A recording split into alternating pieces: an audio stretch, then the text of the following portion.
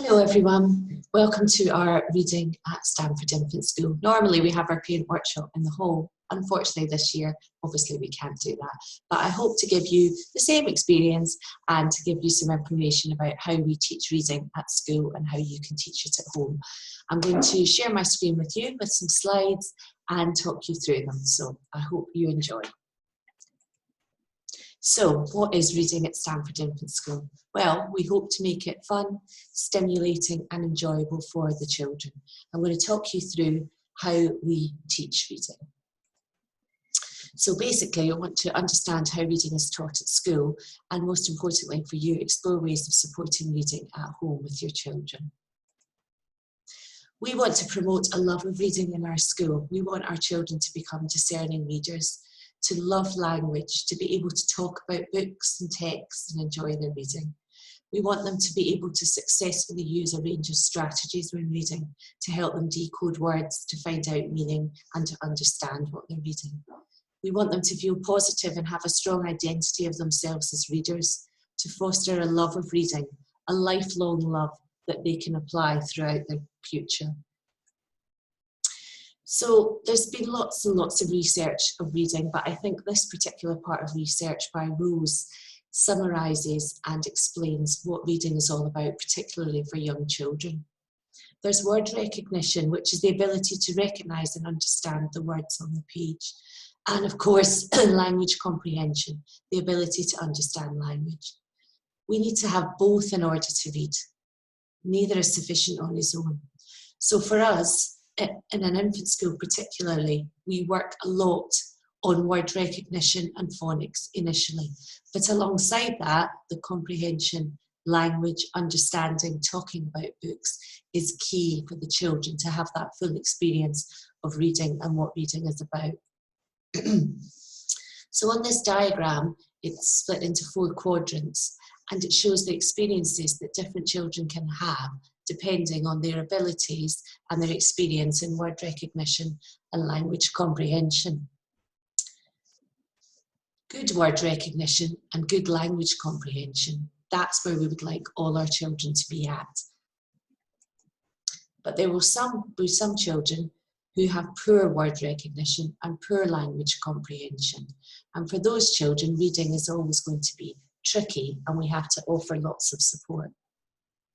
Then there will be children who have good language comprehension. They really understand what they're reading, but their decoding skills, their phonics skills will not be as strong. And there will be children who can read and read fluently, read quite tricky text for them, but they may not have that full understanding of what they're reading. So the top right-hand quadrant is where we would love all children to be. But obviously along their journey of learning to read, they're going to be at different aspects. And our role as teachers is to focus on those aspects and teach and guide them and support them in order to gain the good word recognition and the good language recognition and comprehension that they need. So within our classrooms, we all have our reading corners, reading environments, all of which are attractive, fun places to be, cosy cushions, lots of books, a range of fiction, non-fiction books. We have lots of magazines and comics, really a range of resources that the children can go and access and read, both in lesson times and in their own times. Also, the key for us is making sure that everything links. So the link between reading and writing. In our English lessons, when we're focusing on non-fiction, for example, we will be teaching non-fiction texts in our guided reading sessions. So the children are understanding how non-fiction books are made up, the key features of non-fiction books, and applying what they're learning in class to their own reading. Also with the writing, using vocabulary that they come across in texts, making sure that we teach explicit spelling and vocabulary lessons so they have that bank of words that they can use. They can then apply to their reading and their writing and make those links to see that when you write, someone is going to be the audience and read that, and the children have lots of opportunities to become authors and see themselves as authors.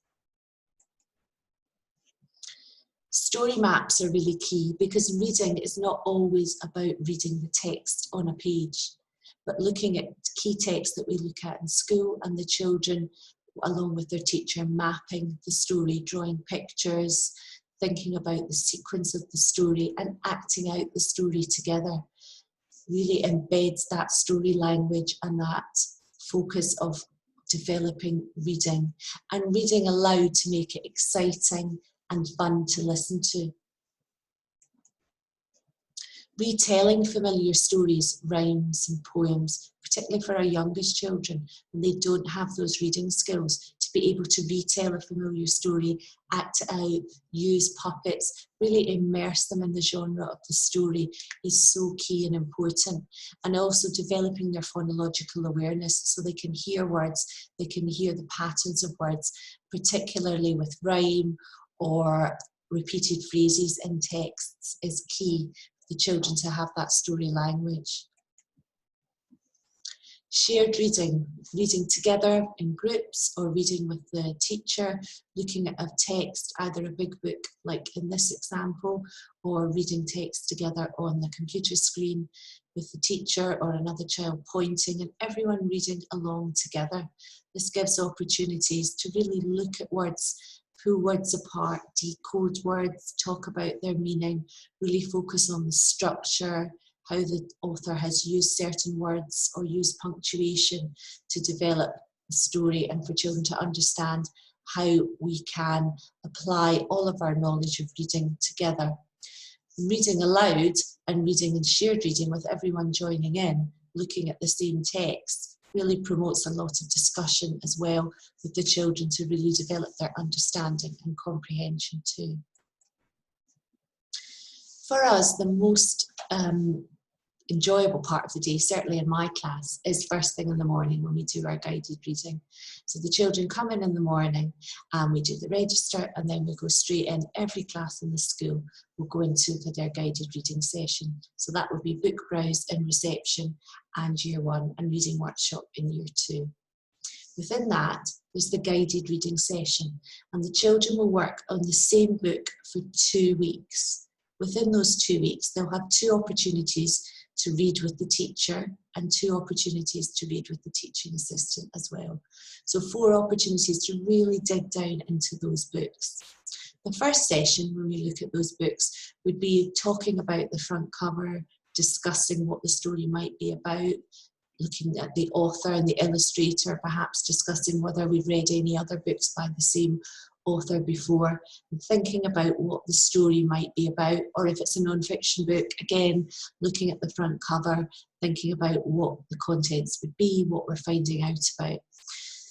So after we've had a little bit of discussion about that, we'd have a look at the blurb and read the blurb and get some more clues to find out what the text is about. The children then have the opportunity to have a walk through. So flick through the book, look at the pictures, pick out some of the text, and again, have a little bit of a discussion.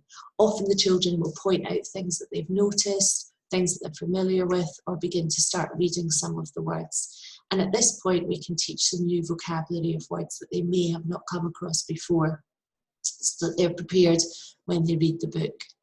Then the teacher or teaching assistant will start to work with the children going through the book, pausing often to have discussion, talking about the characters perhaps, or the structure of the book, and the discussion going all the way through. And then the role of the teacher would be to note down as we are listening to the children in the books. And you can see in the picture there, Miss Holiday's making her notes, listening to the children as they read together or as they read one-on-one, make notes on their reading behaviours and how they're applying their skills to these books. So the teacher's role is continually changing within this. So we would initially set our group targets, plan for our guided groups, so make sure that the targets are well matched to their attainment, and looking for texts that are appropriate. So as I mentioned earlier, when we're doing non-fiction in our English lessons, we will use non-fiction texts. If we're looking to work on children's phonics, we would use rhyming books or books with decodable phonics words in them. And then the teacher's making notes throughout the lesson in order to then think about what those children need to work on for the next lesson and what they're achieving in that lesson. Then there'll be a timetable which is set up, which means each child is working with the teacher through the week, once a week. Continually, we're looking at the children's progress and reviewing the groupings.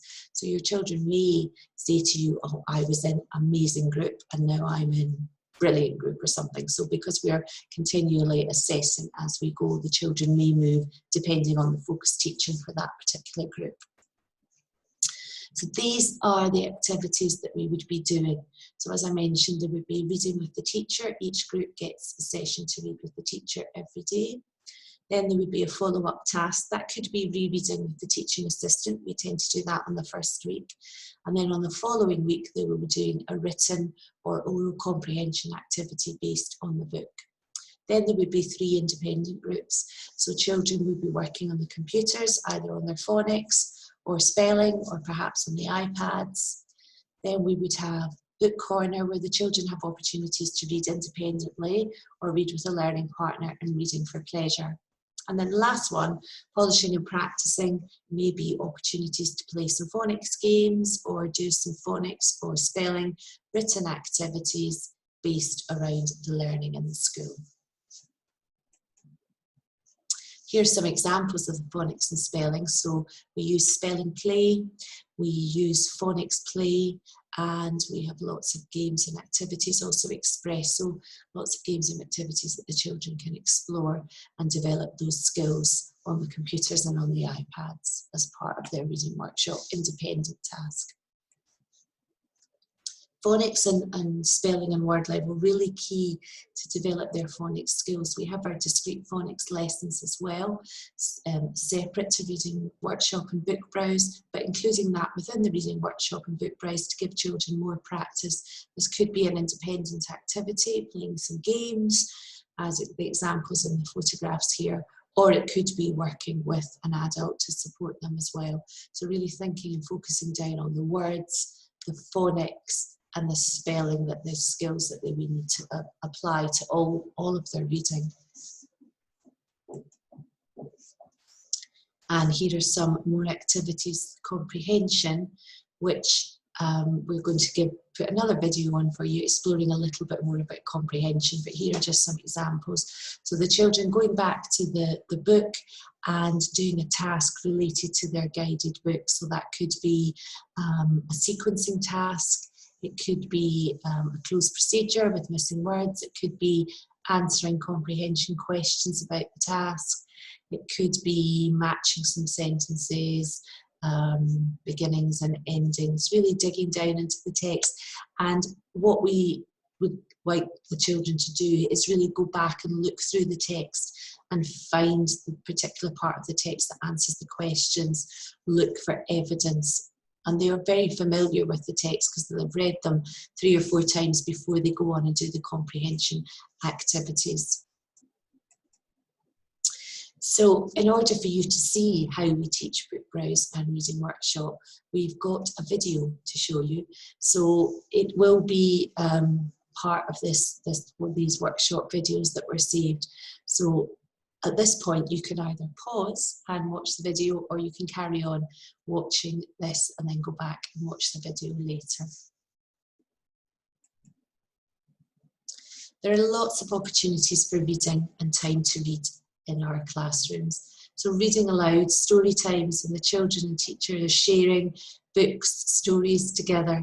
Lovely relaxing time in the classroom that we can share and enjoy at the end of the day, or perhaps at snack times.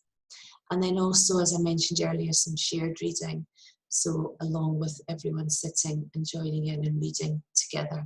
But throughout our story times, it's that reading aloud that the children can hear the teachers reading aloud to them. They can appreciate, enjoy that language, join in with repetitive phrases that they know, and also talking about books and exploring and sharing books together. So I think this is a really key slide as well. It's the role of the adult within reading. And for us as teachers, and for you parents at home when you're sharing reading with your children, to be able to support them, nurture them, advise them, excite them about reading, really develop their skills in reading, engage them and empower them to want to read, become readers, become lifelong readers. So these words, I think, really summarise all the things that we would strive to do as adults supporting children.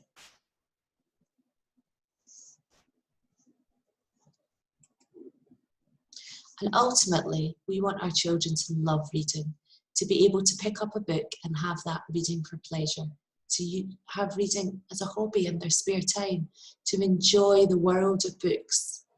Hopefully, our children will become lifelong readers and learners and enjoy reading for pleasure in all aspects of their life. Thank you for listening. I hope that's given you a quick summary of how we teach reading at school. I'm going to say goodbye now, but I will be making another appearance, shall we say, and talking to you about how you can support reading at home. Thank you.